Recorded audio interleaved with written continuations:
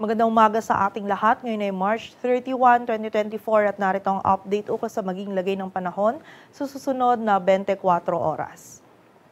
Patuloy pa rin umiiral ang easterlies o yung mainit na hangin mula sa dagat Pasipiko dito sa bahagi ng Southern Luzon, Visayas at Mindanao, kung saan ngayong araw ay makakaranas nga tayo ng bahagyang maulap hanggang sa maulap na kalangitan. Magiging mainit na panahon pa rin yung mararanasan natin lalong-lalo na sa tanghali at meron lamang tayong mga tsansa pa din ng mga isolated na mga pag-ulan, dulot yan ng mga localized thunderstorms. At sa kasalukuyan ay wala tayong minomonitor or namamataan pa na sama ng panahon na maaaring makaapekto dito sa ating bansa.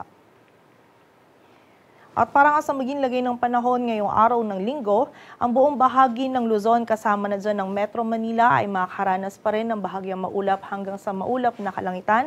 Magiging mainit na panahon pa rin po yung ating mararanasan, kaya kapag po tayo ay lalabas ay huwag nating kalilimutan yung mga pananggalang natin sa direktang init ng araw at hanggat maaari po ay limitahan lamang natin yung mga ating outdoor activities at kung hindi naman po may iwasan or yung nature ng trabaho natin ay sa labas or outdoor, ay from time to time po ay magpahinga po tayo, uminom ng tubig at sumilong po tayo upang maiwasan natin yung panganib na maaring idulot ng init ng panahon sa ating kalusugan. And also sa dapit hapon naman po or gabi ay meron din tayong posibilidad ng mga isolated, ito yung mga biglaang pag-ulan, pagkilat at pagkulog, dulot yan ng mga localized thunderstorms. Ang ating mga regional offices ay nagpapalabas ng mga thunderstorm advisories or mga babala ukol sa mga pag-ulan na ito. Agwat ng temperatura dito sa Metro Manila ay mula 24 to 34 degrees Celsius. Samantala sa bahagi naman ng Visayas at Mindanao, maging sa bahagi din ng Palawan ngayong araw ay makaranas din tayo ng bahagyang maulap hanggang sa maulap na kalangitan. Meron pa rin po tayo mga posibilidad ng mga isolated ng mga pag-ulan, lalong-lalo na dito sa may area ng Eastern Visayas, dulot po yan ng easterlies at ng mga localized thunderstorms. And during severe thunderstorms, itong mga pag-ulan po na ito ay posible pa rin maging katamtaman hanggang sa mga malalakas na pag-ulan na maaaring magdulot ng pagbaha at pagguho ng lupa. So pag-ingat pa rin po para sa ating mga kababayan. Agwat ng temperatura sa Cebu ay mula 26 to 31 degrees Celsius at sa Davao naman ay 24 to 34 degrees Celsius. At para naman sa lagay ng dagat baybayin ng ating bansa, wala tayong nakataas na gale warning, kaya malayang makakapalaot yung mga kababayan nating mga isda, pati na rin yung may mga maliliit na sasakyang pandagat. At para naman sa 3-day outlook ng mga key cities ng ating bansa, in the next 3 days, bukas yan ng Lunes hanggang sa Miyerkules, ang malaking bahagi po ng Luzon kasama na dyan ng Metro Manila, Baguio City at Legazpi City ay patuloy pa ding makakaranas ng bahagyang maulap hanggang sa maulap na kalangitan. Mainit na panahon pa rin yung ating mararanasan, kaya wag pa rin po natin kalilimutan yung mga pananggalang natin sa direktang init ng araw, and also meron pa rin po tayong posibilidad ng mga isolated ng mga pag-ulan, dulot yan ng mga localized thunderstorms.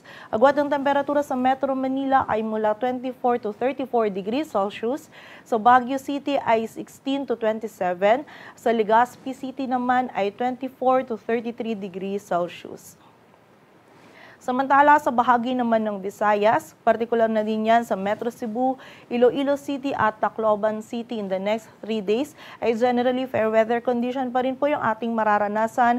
Ngunit meron pa rin tayong posibilidad ng mga isolated ng mga pag-ulan. Ito yung mga biglaan at mga panandali ang pag-ulan, pagkidlat at pagkulog, dulot yan ng mga localized thunderstorms. Agwat ang temperatura sa Metro Cebu ay mula 25 to 32 degrees Celsius.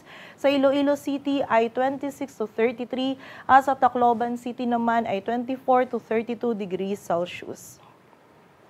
Samantala sa bahagi naman ng Mindanao, kasama na dyan ang Metro Davao, Cagayan de Oro City at Zamboanga City in the next 3 days ay makakaranas din po tayo ng bahagyang maulap hanggang sa maulap na kalangitan at meron pa rin posibilidad ng mga isolated ng mga pag-ulan, dulot yan ng mga localized thunderstorms. And muli po, during severe thunderstorms, ito mga pag-ulan nito ay posible pa rin maging katamtaman hanggang sa mga malalakas na pag-ulan na maaari magdulot ng pagbaha at pagguho ng lupa. So pag-ingat pa rin po para sa ating mga kababayan. Agwat ng temperatura sa Metro Davao ay mula 24 to 34 degrees Celsius. Cagayan de Oro City ay 25 to 33. Samantala sa Zamboanga City naman ay 24 to 35 degrees Celsius. Dito sa Metro Manila, ang araw ay sisikat mamayang 5:52 ng umaga at lulubog mamayang 6:08 ng hapon.